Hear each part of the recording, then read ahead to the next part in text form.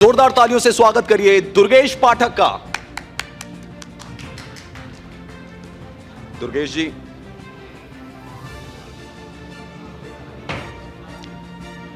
जी तो दुर्गेश भाई के बारे में थोड़ी जानकारी हासिल कर लेते हैं। युवा नेता हैं आम आदमी पार्टी के, किस तरीके से काम रहा है वो पॉलिटिकल अफेयर कमेटी के सबसे यंगेस्ट मेंबर हैं। साथ ही पार्टी के नेशनल ऑर्गेनाइजेशन बिल्डिंग इंचार्ज भी हैं। इलाहाबाद यूनिवर्सिटी से समाज शास्त्र से मास्टर की डिग्री हासिल करने के बाद दुर्गेश पाठक 2011 में जन लोकपाल आंदोलन से जुड़ गए और बाद में आपके सक्रिय कार्यकर्ता बने। 2015 के दिल्ली विधानसभा चुनाव में दुर्गेश पाठक ने दिल्ली के 70 में से 35 विधानसभाओं में आम आदमी पार्टी की तरफ से इलेक्शन कैंपेनिंग की, जिनमें से 34 सीटों पर आम आदमी पार्टी को जीत हासिल हुई। 2022 में दुर्गेश पाठक दिल्ली की राजेंद्र नगर सीट से विधायक बने। न्यूज इंडिया के राइजिंग इंडिया कॉन्क्लेव में दुर्गेश पाठक का गर्मजोशी से स्वागत है। बहुत स्वागत है दुर्गेश भाई आपका। और मैं हमारी एमडी दीक्षा शर्मा जी से रिक्वेस्ट करूंगा कि वो बुके भेंट करें दुर्गेश पाठक जी को, साथ ही साथ chairman professor doctor Balveer Singh Tomar जी।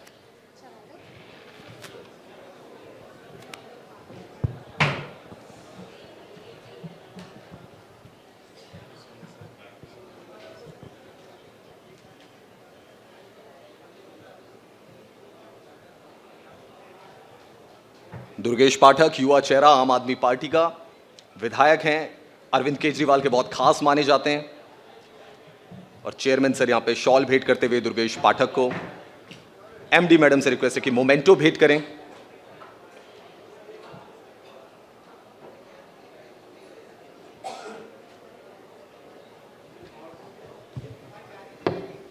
बहुत शुक्रिया सर, बहुत शुक्रिया मैडम। और अब मेरे सहयोगी अभिषेक सवाल जवाब का दौर शुरू करेंगे दुर्गेश पाठक के साथ। अभिषेक,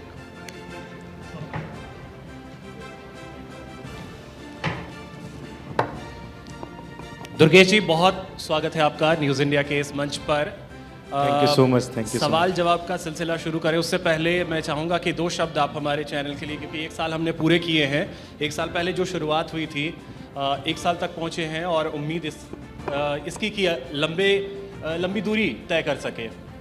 सबसे पहले तो न्यूज़ इंडिया के सभी दर्शकों को, सभी पत्रकारों को, सभी आपके जो फुट सोल्जर्स हैं, सभी मैनेजमेंट को ढेर सारी शुभकामनाएं। आपने 1 साल पूरा किया आज के दिन।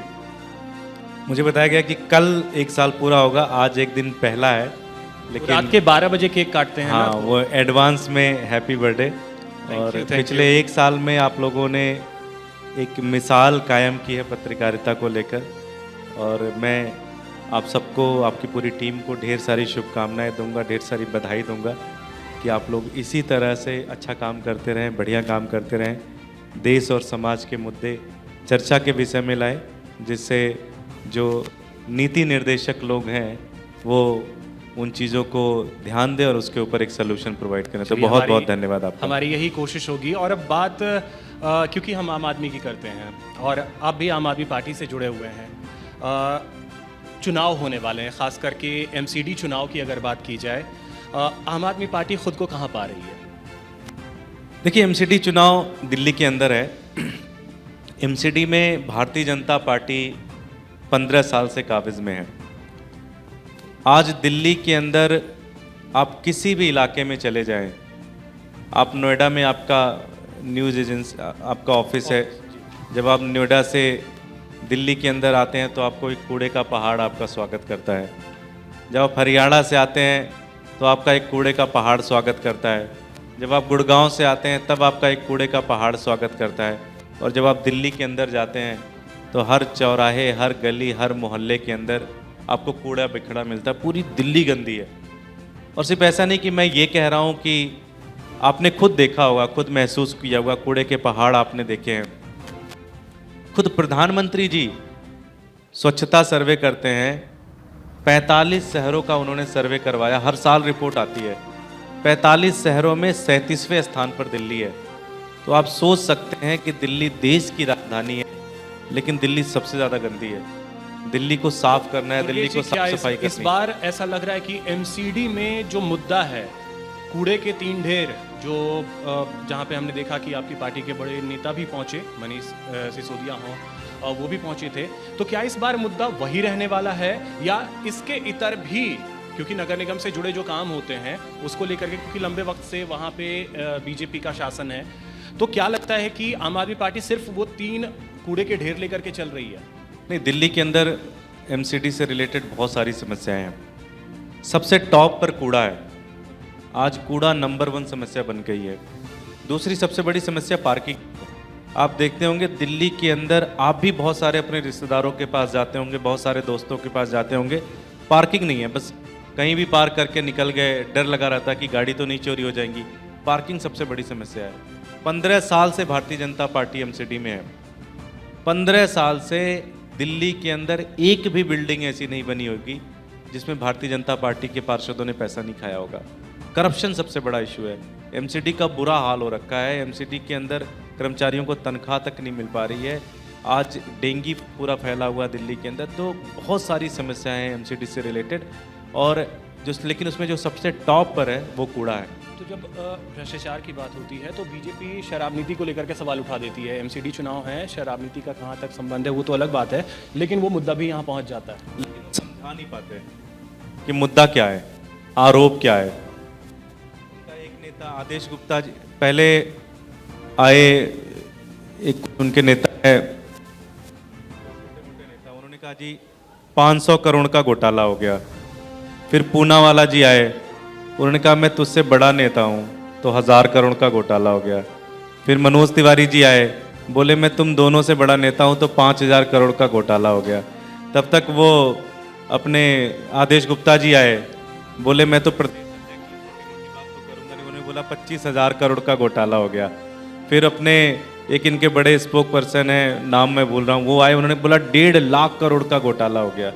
इनको ही नहीं पता क्या है, सिर्फ झूठ बोलना। 15 साल से भारतीय जनता पार्टी एमसीडी में है। मैं चैलेंज करता हूं, इसी डिबेट पे आ जाएं, एक काम बता दें, एक डिबेट करेंगे जिसमें सिर्फ और सिर्फ एमसीडी के ऊपर बातचीत होगी, कोई किसी दूसरे मुद्दे पे बातचीत नहीं होगी।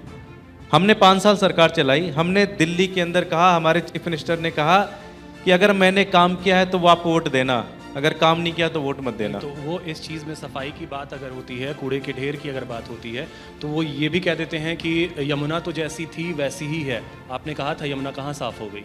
हमने यमुना कहा है कि 2025 तक हम साफ कर देंगे। नहीं, वो तो कहते हैं कि पहले 20 कहा, 25 तक हम साफ कर देंगे। जब 25 में यमुना साफ ना कर पाए तो आप हमारे को पकड़ लेना। लेकिन आज 15 साल हो गए, 15 साल में कूड़े के पहाड़ वैसे के वैसे हैं। कूड़ा और ज़्यादा पूरी दिल्ली हो गई, पूरी दिल्ली गंदी हो गई, तो उस पर तो जवाब देना पड़ेगा ना। आज चुनाव तो एमसीडी के चुनाव है। तो दिल्ली की जनता का नब्ज क्या कहता है? क्योंकि दुर्गेश पाठक आम आदमी पार्टी के वो नेता हैं जो सबसे बेहतर रणनीतिकार के तौर पे माने जाते हैं, चाहे वो 2013 की बात हो या आगे के चुनाव रहे हों। आप रणनीति जिस तरीके से बनाते हैं, क्या इस बार आपको लग रहा है, और जनता की नब्ज, खास करके दिल्ली की जनता की नब्ज जो है, आपसे बेहतर शायद ही कोई समझता होगा आम आदमी पार्टी में, जनता की नब्ज क्या कह रही है? देखिए, जनता यही है, जनता में जाओ तो एक ही चीज़ कहती है जनता कि भाई अच्छे स्कूल बड़े ख़राब थे हमारे, हमने केजरीवाल जी को स्कूल दे दिए, उन्होंने ठीक कर दिए।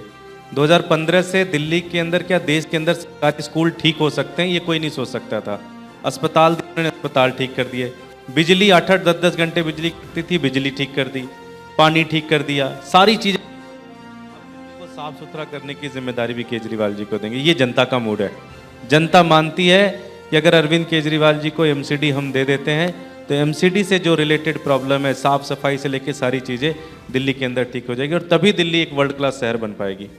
और एमसीडी से थोड़ा सा आगे निकल करके दुर्गेश जी, मैं एक राज्य के बारे में बात करना चाहूँगा, गुजरात को लेकर के। अगले महीने चुनाव होने हैं, क्या स्थिति वहाँ आम आदमी पार्टी की है? क्योंकि आम आदमी पार्टी तो दावा इस बार ये कर रही है कि वहाँ हम सरकार बना रहे हैं। देखिए, इसका अंदाजा आप ऐसे लगा सकते हो कि सुबह 9 बजे भारतीय जनता पार्टी का एक प्रवक्ता आता है और अरविंद केजरीवाल जी को गालियां देना शुरू करता है। फिर 11 बजे एक आता प्रवक्ता, फिर गाली शुरू देना कर देता है। फिर 1 बजे, 2 बजे, 3 बजे, 4 बजे, 5 बजे, 6 बजे, 10 बजे, 11 बजे, 12 बजे, पूरा दिन भारतीय जनता पार्टी के लोग और भारतीय जनता पार्टी के प्रवक्ता सिर्फ अरविंद केजरीवाल जी को गाली देते हैं। इसी से आपको अंदाजा लग जाना चाहिए कि गुजरात में क्या हो रहा है। वो तो सही है, लेकिन वहाँ की ज़मीनी, क्योंकि बीजेपी के लिए गुजरात जो है वो बेहद ख़ास है और बेहद अहम है, क्योंकि ये प्रधानमंत्री का गृह राज्य है और वहाँ पे कांग्रेस भी है। तो आपको क्या लग रहा है, टक्कर किससे, बीजेपी से या कांग्रेस से? कांग्रेस तो कहीं है नहीं रेस में। आप इसका अंदाजा आप ऐसे लगा सकते हो कि राहुल गांधी जी भी गुजरात नहीं, चुनाव 10 दिन बाद है, उनको भी पता है 2-4 सीटें आने वाली है, तो कांग्रेस तो कहीं है ही नहीं। बीजेपी चुनाव हार रही है और बीजेपी पूरी तरह से बौखलाई हुई है। जिस तरह से अरविंद केजरीवाल जी के ऊपर अटैक हो रहे हैं, उसका एक ही मकसद है कि बीजेपी बिल्कुल परेशान हो चुकी है, बिल्कुल तड़प रही है कि किसी तरह से अरविंद केजरीवाल को ख़त्म किया जाए, क्योंकि अब गुजरात के अंदर भी आम आदमी पार्टी, क्योंकि दुर्गेश जी न्यूज़ इंडिया के साथ जब बात कर रहे थे जेपी नड्डा, उनसे हमारे सहयोगी ने भी बात की थी, तो उस दौरान उन्होंने कहा कि देखिए हमारी टक्कर जो है वो कांग्रेस से है, क्योंकि आम आदमी पार्टी आती है और सिर्फ हल्ला करके चली जाती है। ये जेपी नड्डा के शब्द रहे हैं। जेपी नड्डा जी 2020 में आए दिल्ली के अंदर, उन्होंने कहा कि आम आदमी पार्टी से टक्कर नहीं है, कांग्रेस से टक्कर है। नहीं, क्योंकि उन्होंने 2020 के इलेक्शन की बात कर रहा हूं मैं, क्योंकि उन्होंने दिल्ली में 2020 के इलेक्शन में जेपी नड्डा जी ने कहा कि उनकी टक्कर कांग्रेस से है। 0 किसको मिलेगी, तो उस वाले टक्कर में उनकी कांग्रेस से थी। नहीं, क्योंकि उन्होंने उदाहरण खास करके उत्तराखंड का दिया, उदाहरण उन्होंने उत्तर प्रदेश का दिया कि उत्तर प्रदेश में भी आम आदमी पार्टी ये कह रही थी कि हम सरकार बनाएंगे, उत्तराखंड में भी आम आदमी पार्टी ये कह रही थी कि हम सरकार बनाएंगे, लेकिन वहाँ पे ज़्यादातर जो उम्मीदवार रहे उनकी जमानत जब्त हो गई। देखिए चुनाव है, चुनाव लड़ते हैं। चुनाव पंजाब के अंदर बीजेपी कह रही थी सरकार बनाएंगे, आम आदमी पार्टी की सरकार बन गई, लेकिन गुजरात के अंदर खुद आपके न्यूज़ चैनल, आपकी एजेंसीज दिखा रही हैं कि मामला बड़ा क्लोज हो गया है। बीजेपी और आम आदमी पार्टी के बीच में ज़्यादा डिफरेंस है नहीं और कोई भी बड़ा बदलाव हो सकता है गुजरात के अंदर, ये आपके चैनल्स दिखा रहे हैं। नहीं, क्योंकि कई बार जो चीज़ें दिखाई जा रही हैं उसके विपरीत भी होता है, क्योंकि हमने देखा है कि 2017 के जब चुनाव थे वहाँ पे गुजरात में परिस्थितियाँ जो हैं वो कैसी रही थी। ठीक है बीजेपी ये, लेकिन वोट शेयर को लेकर के बीजेपी हमेशा आश्वस्त इस चीज़ को लेकर के रहती है कि उसके वोट शेयर जो हैं वो कम नहीं होते हैं, जो उनके इंटैक्ट वोटर्स हैं उनके साथ जुड़े हुए हैं, सीटें भले ही 2-4 आगे पीछे हो जाए। इस बार आप देखना बड़ा बदलाव होगा, इस बार आपको वोट शेयर भी नीचे आएगा, सीटें भी नीचे आएंगी। नहीं तो वो आम आदमी पार्टी की वो कौन सी रणनीति है? देखिए आम आदमी पार्टी एक उम्मीद पैदा करती है लोगों के बीच में। इस देश के अंदर आप हमसे सहमत हो सकते हैं, असहमत हो सकते हैं, हमें आप गाली दे सकते हैं, हमें आप पसंद नहीं करते, सारी चीज़ें आपकी मानने को तैयार है, लेकिन फिर भी आप एक चीज़ तो मानते हो कि इस देश के अंदर अगर मुद्दों के ऊपर कोई पार्टी राजनीति कर रही है तो आम आदमी पार्टी कर रही है। पहली बार कोई पार्टी कह रही है कि हमने आपके स्कूल ठीक किए, हमें वोट दे दो, हमने आपके अस्पताल ठीक किए, हमें आप वोट दे दो, हमने आपकी सड़कें ठीक की, हमें दे दो, हमने आपकी बिजली ठीक की इसलिए हमें वोट दे दो। पहली बार एक बात पार्टी मुद्दों के ऊपर बातचीत कर रही है और ये लोगों को पसंद आ रहा है। लोगों के अंदर एक उम्मीद आ रही है कि पहली बार कोई एक पार्टी ऐसी आई है जो हमारे मुद्दों के ऊपर बातचीत कर रही है, जबकि एक दूसरे के ऊपर आरोप प्रत्यारोप करने के बजाय। आपको लगता है दुर्गेश जी कि भारत की जनता वो है जो वो इन मुद्दों पर वोट कर रही है अभी? क्योंकि कई बार ऐसी चीजें होती है कि शुरुआत तो इन चीजों से होती है, लेकिन जब चुनाव अपने आखिरी चरण में होता है तब किस तरीके की बयानबाजी होती है वो ज्यादा मैटर करता है। जब हम दिल्ली में 2013 में पहली बार चुनाव लड़ रहे थे, तो जब हमने कहा जी हमारा ये एजेंडा होगा, हम इस एजेंडा पे वोट मांगेंगे, लोग कहते थे भारत की राजनीति में एजेंडा पे वोट नहीं मांगा जाता, ये बताओ किस कास्ट को कितनी टिकट दोगे, कौन से धर्म के लिए क्या करोगे, किसके लिए क्या करोगे, इस पे वोट मिलेगा। हमने कहा हम नहीं करते, हम चुनाव हारना पसंद करेंगे लेकिन हम मुद्दों से दूर नहीं जाएंगे। दिल्ली ने 13 में जिताया, 15 में जिताया, 17 में पंजाब ने जिताया, 22 में सरकार बनाई पंजाब ने। तो थोड़ा समय लगता है, थोड़ा जनमानस बदलने में समय लगता है, लेकिन जब एक बार धीरे धीरे बदलने लगता है तो बहुत तेजी से बदलाव होता है, बहुत तेजी से क्रांति। हिमाचल के लिए आम आदमी पार्टी क्या प्रेडिक्ट कर? मुझे लगता है बहुत अच्छा करेगी हिमाचल में। आम आदमी पार्टी बहुत अच्छा कर रही है वहाँ पे, हमारा पूरा संगठन, हमारी पूरी टीम वहाँ लगी हुई है। कितना क्लोज? क्योंकि दावा हर जगह सरकार का होता है। मुझे लगता है अच्छे सीट्स आएंगी हिमाचल प्रदेश के अंदर, अच्छी सीट्स आएंगी। सरकार बना पा रहे हैं? सरकार के चांसेस हैं लेकिन अच्छी सीट्स आएंगी।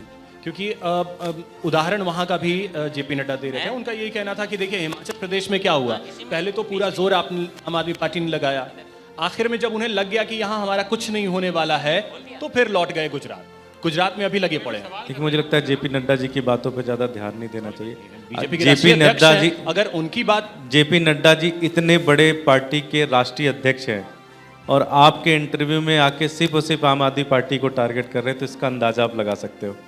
नहीं सवाल तो देखिए, अगर आपके इंटरव्यू में 10 मिनट भी उन्होंने आम आदमी पार्टी के बारे में बोला क्योंकि तो आप समझ सकते हैं कि कहाँ मामला पहुंचा हुआ है। दुर्गेश जी, क्योंकि बात ये देखिए, मैंने कांग्रेस की भी बात की, तो पार्टियां तो सब है, जो मैदान में है नाम तो हर किसी का है, वोट उन्हें भी मिलेंगे, वोट तो उन्हें भी मिलेंगे। नहीं, निश्चित रूप से सब लोग अपनी, सभी पार्टियां अपना एजेंडा प्रस्तुत करती हैं, अपना कैंपेन चलाती है, जनता को डिसीजन करना होता है कि वो किसको पसंद करेंगे, किसको वोट देंगे। ये लोकतंत्र की खूबसूरती है। तो मैं मानूं कि जब 8 दिसंबर होगा, 8 दिसंबर का दिन होगा, गुजरात और दिल्ली एमसीडी दोनों आम आदमी पार्टी के पास, और हिमाचल में आप बेहतर, हालांकि वहां सरकार का दावा नहीं कर, मुझे पूरा भरोसा है हिमाचल में भी सरकार बनाएंगे, पूरा भरोसा है। रजत है हमारे सहयोगी, वो आपसे कुछ सवाल करना चाहते हैं। रजत, जैसे हिमाचल और गुजरात में त्रिकोणीय मुकाबला और आपने उसका अपनी पार्टी का जीत का दावा भी किया, मैं आंकड़ों में आपसे पूछना चाहूंगा कि कितनी सीटें आम आदमी पार्टी आपकी बार लेके आने वाली है? आंकड़ों में सर, नंबर में।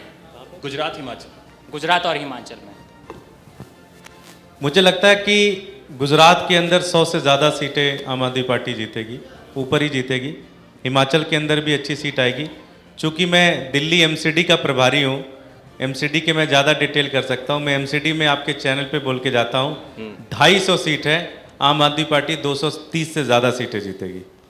अच्छा दुर्गेश जी, इसमें एक और चीज़ जल्दी से मैं जवाब चाहूँगा।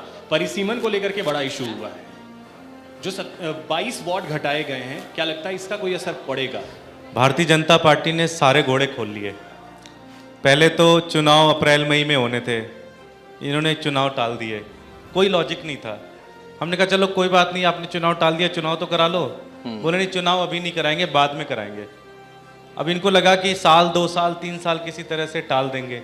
इसी बीच में महाराष्ट्र में एक कोर्ट का जजमेंट आ गया कि भाई टाल नहीं सकते बहुत ज़्यादा, तो ये फंस गए।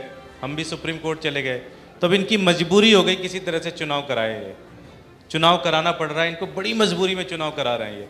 इनके नेता 1 हफ्ते पहले तक कह रहे थे कि हमें पता नहीं चुनाव या नहीं। दुर्गेश भाई यहीं पे मेरा एक सवाल है, क्या बीजेपी ने एक ऐसा चक्रव्यूह आपके लिए बुन दिया है? क्योंकि गुजरात में आप प्रचार करने जा रहे थे, उनके पास तो देखिए स्टार प्रचारकों की फौज है, आपके पास सिर्फ 2 ही 3 नेता है। अब गुजरात का चुनाव भी है 1 और 5 दिसंबर को, 4 दिसंबर को एमसीडी का चुनाव भी है। तो क्या आपको फंसा दिया एक राजनीति में, एक चक्रव्यूह में, कि वहां भी प्रचार नहीं कर पाएंगे, यहां भी प्रचार नहीं कर पाएंगे? कुछ एक तो छोड़ना पड़ेगा आपको, या तो गुजरात छोड़ना पड़ेगा, एमसीडी छोड़ना पड़ेगा। मुझे लगता है आपके प्रश्न में ही इसका जवाब है।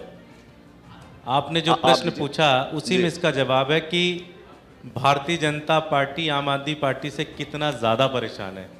उनको गुजरात की भी स्थिति पता है, उनको दिल्ली की भी स्थिति पता है, इसलिए उन्होंने सोचा कि यार इनको रोको किसी तरह से। तो उनके किसी नेता ने समझाया होगा कि एक साथ ही चुनाव करा दो, हो सकता है रिसोर्स बढ़ जाए। लेकिन पार्टियां चुनाव नहीं लड़ती, चुनाव नहीं, जनता चुनाव लड़ती है। जब जनता अपने घर से निकल, 2013 में तो हमारे पास कुछ भी नहीं था, कुछ भी नहीं था, लेकिन जनता ने चुनाव जिताया। वो दौर और था, 15 में भी था, 20 में भी था, सारी चीजें थी, दिल्ली का चुनाव अलग, सारी चीजें थी। तो जनता निकलती है अपने घर से, जब जनता मन बना लेती है तो ये इलेक्शन यहाँ होगा वहाँ होगा, उससे कोई फर्क नहीं पड़ता। एक और चीज़ है दुर्गेश भाई, इसमें ये ऐसा है कि कहा जाता है 2013 वाली आम आदमी पार्टी भी अब नहीं रह गई है। ये भी आरोप लगते हैं कि 2013 में जो आम आदमी पार्टी थी वो पूरी तरीके से बदल चुकी है। अब देखिए इसका तो कोई जवाब है नहीं।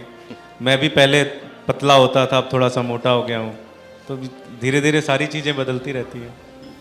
कुछ चीज़ें खास करके भ्रष्टाचार को लेकर के बोली जाती हैं कि आम आदमी पार्टी ये कह करके आई थी कि हम सियासत का रंग बदलेंगे, जो तरीके की सियासत की जा रही है हम उससे हट करके सियासत करने आए, हम जनता के लिए करने आए हैं, आम आदमी के लिए करने आए हैं। और इसी वजह से आम आदमी पार्टी नाम भी रखा गया कि हम आम आदमी के लिए काम करने के लिए आए हैं। लेकिन अब आरोप लगने लगे कि अब भी ये आम आदमी पार्टी जो है वो आम आदमी के लिए काम ही नहीं करती। देखिए 27 साल बाद पहली बार देश के प्रधानमंत्री जी को एक फर्जी से स्कूल में जाके बैठना पड़ा। तो राजनीति तो हमने बदली है, अब मानो या ना मानो, राजनीति तो हमने बदली है। आज स्कूल के ऊपर चर्चा होती है, अस्पताल के ऊपर चर्चा होती है, हमारे हमारे लीडर्स स्कूल के अंदर स्कूल देखने गए, बंद कर दिया गया, पुलिस बुला लिया गया कि नहीं स्कूल नहीं देख सकते आप।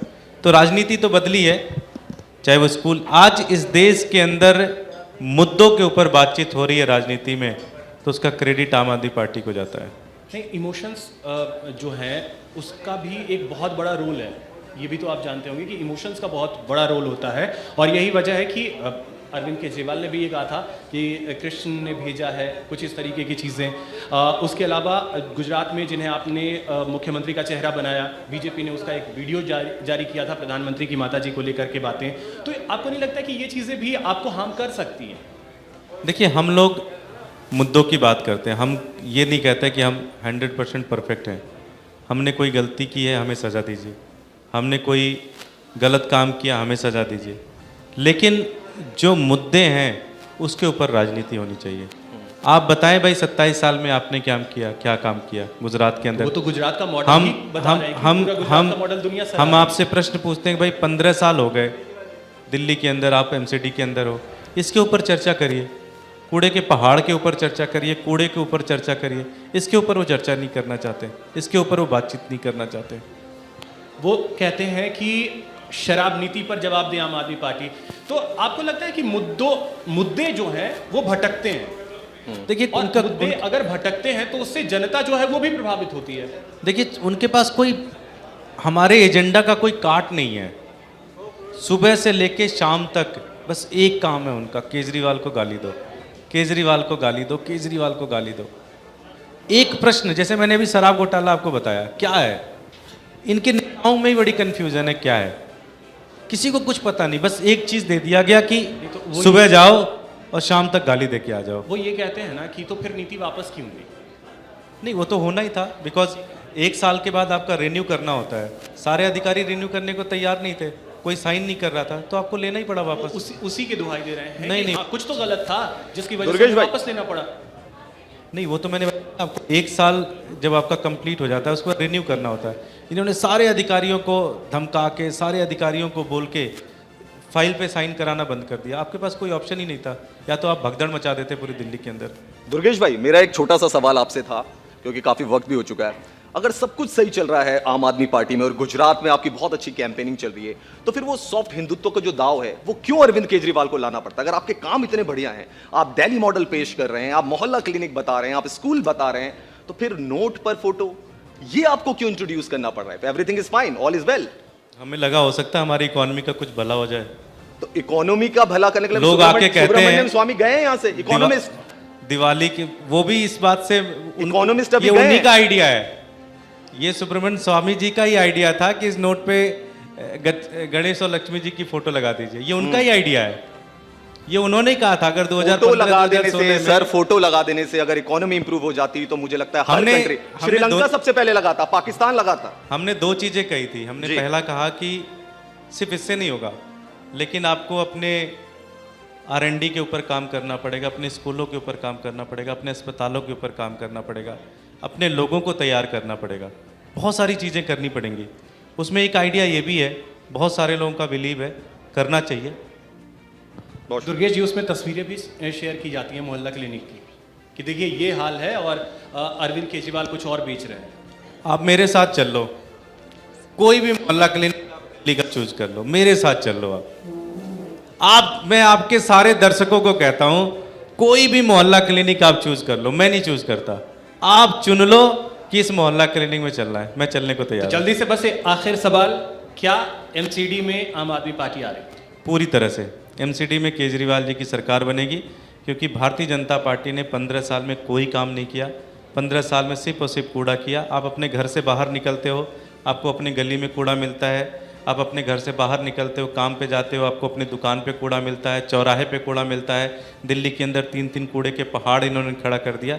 इस बार भारतीय जनता पार्टी को दिल्ली साफ करेगी पूरी तरह से।